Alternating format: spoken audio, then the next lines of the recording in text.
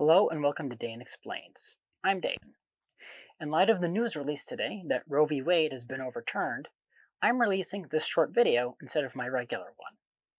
First off, from a Catholic moral perspective, the Dobbs v. Jackson decision is probably the biggest win in the US courts ever. What people on both sides of the aisle don't realize is the decision isn't about whether abortion is moral, immoral, or whether someone has the right to it or not.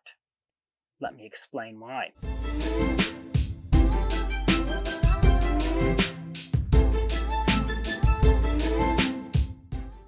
So, the right to abortion, as of today, is no longer a right, since the Supreme Court kicked the decision-making back to the states. Even though the decision was 6-3, we'll be hearing from the mainstream media and from social media that this is legislating from the bench.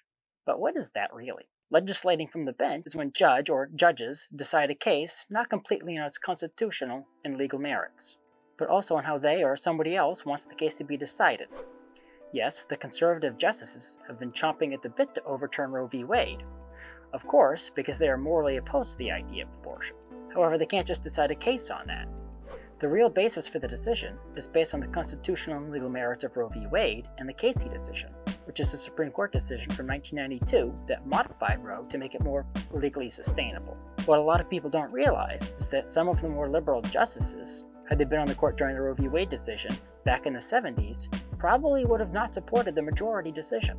I'm going to cherry-pick the opinion of the famous Ruth Bader Ginsburg. When she was asked about her thoughts on the Roe decision, she said it would have been better for abortion rights if the decision had gone the other way. Her reasoning being that states were already moving to legalize abortion, the Roe decision was highly polarizing, and the legal ground it stood on was very weak.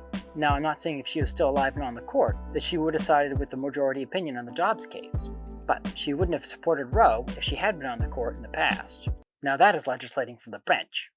Let's face it, lots of justices would prefer to rule in a certain way, but can't because of the social repercussions if they did.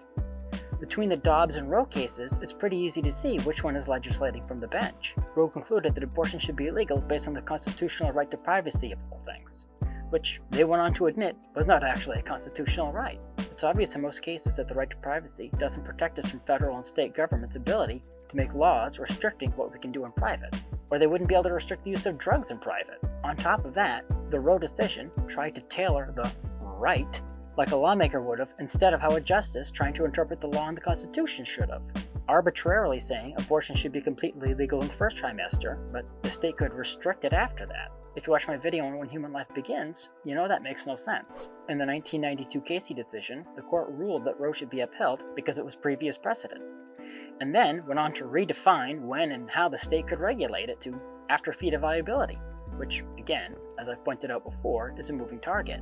So all the Dobbs decision has done is recognize that when a decision has been made poorly in the past, that it can be overturned.